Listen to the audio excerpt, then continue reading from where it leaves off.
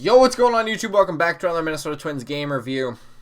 My gosh, another one. Another freaking game that went extra innings, 18 innings. That is 9 days apart from the record that was set at Target Field at 17 innings. So the longest game again in Target Field history.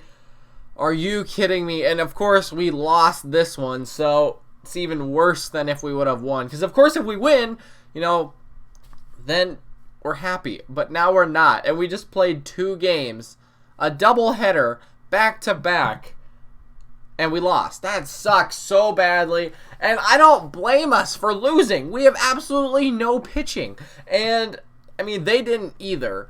But the way they work is they have starters so that they are able to do this. Not that this is ever planned for them, but they are able to go out there and throw an inning or two, on shorter rest because they're considered an opener. And they did that twice. At the end of the game, we had to bring in Gibson. Like, my goodness. So let's just look at this game. We lost. Of course, that's the main thing. It was 5-2. It was 2-2 from the second inning on, until the 18th inning. And it just wasn't our night, right? So let's take a look at it. Let's go to the plays, actually. We'll go to the plays, and then we'll talk about the box score and, of course, the pitching. So let's go back to the first inning where we scored first.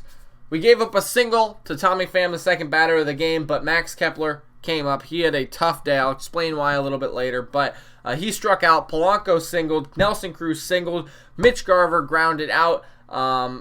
But Polanco scored because Polanco went to third on Cruz's single, and then Luis Arias singled as well. It was 2-0. So that was the bottom of the first inning. A single ground out, 1 run scored, and then a single scored another run. Okay, their runs. We walked a guy. I knew that run was gonna score. You almost had to, right? Every time Martin Perez walks the leadoff batter, the first time he scores, right? So you just knew that was going to happen. And then the guy with 2 outs hit a double. The guy scored, and they also scored on another single. There was definitely ways we could have got out of that inning, and we didn't. We didn't score again until the 18th inning. Let's go right down to it. There were a couple great plays in the field. Miguel Sano made a heck of a play with the bases loaded and nobody out. Or maybe there was 2 outs or 1 out at that time. It doesn't really matter. He made a heck of a play in the 9th inning to keep the game tied. I think Cave made a good play as well. But the 18th inning, a walk to Brandon Lowe or Brandon Lau, whichever one he is. Then Travis d'Arnaud got hit by a pitch and a single, loaded the bases and a couple of other, hits. A sac fly, single, scored a couple of more runs. So nothing we could do. Absolutely nothing. And Harper was the guy who got the loss. He's 3-1. Yarborough got the win. He's 7-3. He is an opener. I think we played him in Tampa Bay as the opener, and that's exactly what I'm saying. So let's go to the box score, and I'll elaborate more on that here. So we don't use the opener, right? That's fine. I don't think we needed to today. Perez did freaking fantastic. I mean, yes, he gave up the 2 runs. So what? I mean, you should win a game when you should win a game when you only give up 2 runs as a pitcher. Or less. Barrios is a prime example of that. But 7 innings, 3 hits, 2 runs, 6 strikeouts, 1 walk. Of course, the only walk ended up scoring, as it usually does. So, of course, you want to see him stop walking people. But other than that, he did great. Duffy came in. And I want to address something here as well. I'll go through the list and then I'll address it. A lot of these guys only pitched 1 inning. I'll mention why, a couple of reasons. So, Duffy came in to pitch. I thought this was incredibly interesting. I thought he was always our guy who was either up 5 or down 5 when he comes in to pitch. Not because he's a bad pitcher, but we just want to get him reps, and we don't want to use any of the other guys. He's not a bad pitcher. He's been good for us. But I just never thought of him as the guy who we would put in that situation. So, anyways, he comes in for 1 inning and gets the out. Or gets them out of the inning, strikeout in 1 batter. Then Rogers comes in, 2 strikeouts in his 1 inning of work. Parker comes in, gives up 2 hits, 1 walk, but gets out of the inning. That was the 9th inning, I believe. Or maybe that was the 10th inning. It really doesn't matter. He got out of the inning. We were fine. Littell came in, 2 strikeouts. or 2 walks, 2 walks in his 1 inning of work. But again, they didn't score. Morin came in, 1 strikeout in 2 innings of work. There we go. May came in for 1 inning of work, struck out 2, walked 1. McGill came in for 2 innings of work, struck out 2, walked none. And then Gibson had to come in. We put Gibson in the game before Harper, because Harper wasn't supposed to pitch today. He pitched 2 innings the day before and an inning the day before that. He pitched 3 innings over the last 2 days. This is not his fault. Gibson had to pitch. I don't know why he only went 1 inning. I think we could have just skipped his start and let him continue to go. But in his 1 inning of work, he struck out 1. So, and then Harper came in, gave up 3 hits, 3 runs, 3 earned, walked 1, hit a guy, and struck out 1. So that was bad. That was really bad. But like I said, he wasn't supposed to pitch. This is not his fault. And regardless, yeah, even if he didn't pitch, he still could have given up those runs. But Harper is better than this, and we all know that. That is not his fault that he had to come in today in the 18th freaking inning and pitch. Because like I said, they have starters or openers. Like Calderak and Yarborough and Stanek are all starters. And of course Beeks, he was their long reliever today. But they're openers. They're used to pitching on shorter rest. They can go a little bit more innings because they know they're only going 3, right? 1 time through the lineup. They're fine with it. And they go every, 4th or day or something like that. So, you know what? You just have to throw another guy in there, right? And they can go the next day. I don't know if that made sense or not, but they're able to pitch a little bit more since they're the opener.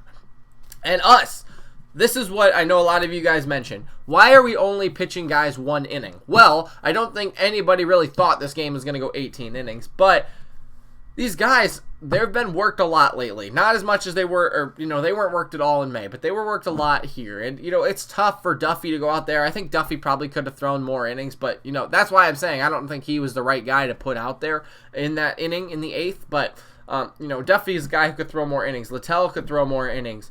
Rogers even probably could have thrown 2 innings.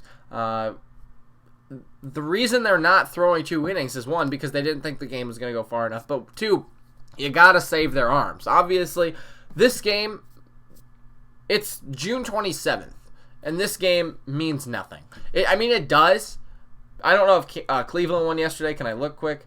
Did they even play yesterday? I don't think they played, so I guess we just lost a half game. But regardless, if you look at this game as a whole, it doesn't matter. And of course, if you get into these other situations or these other games where the batters need, or the pitchers need to go in there, we need them, right? Against Cleveland, against the Yankees, against Houston. So to only use them in 1 inning, it's fine. Because Tampa Bay, they're a good team, but they're struggling as of late.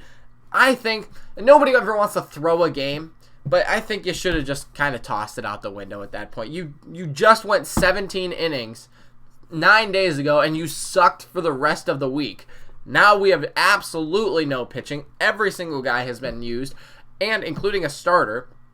And no moves have been made yet. I'm sure they will later tonight or tomorrow, but I don't know what to tell you about that. We have absolutely no pitching. And I'll give you the series preview really quick. Barrios is on the mound tonight. He has to pretty much go the entire game.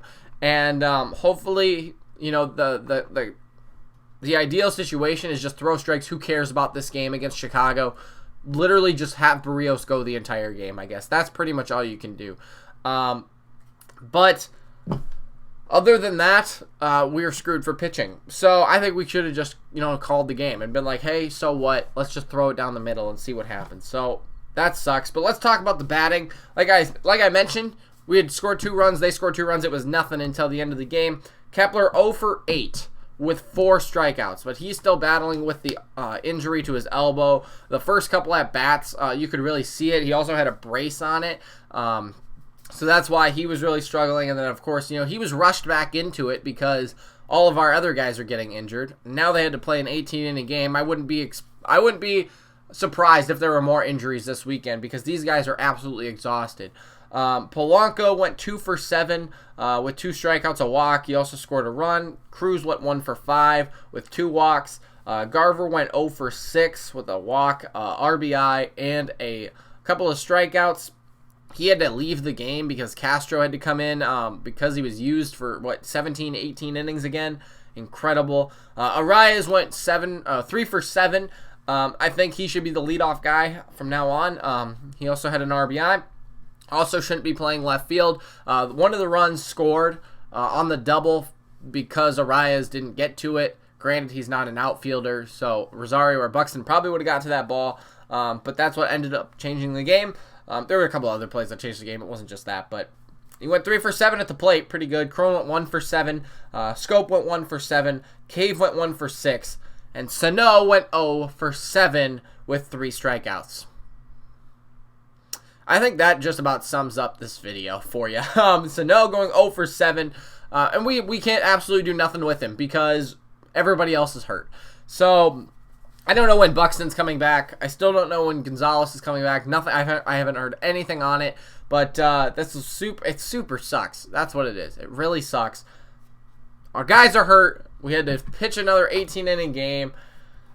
Oh, man, I don't know what to tell you about this, though. This has been a rough month.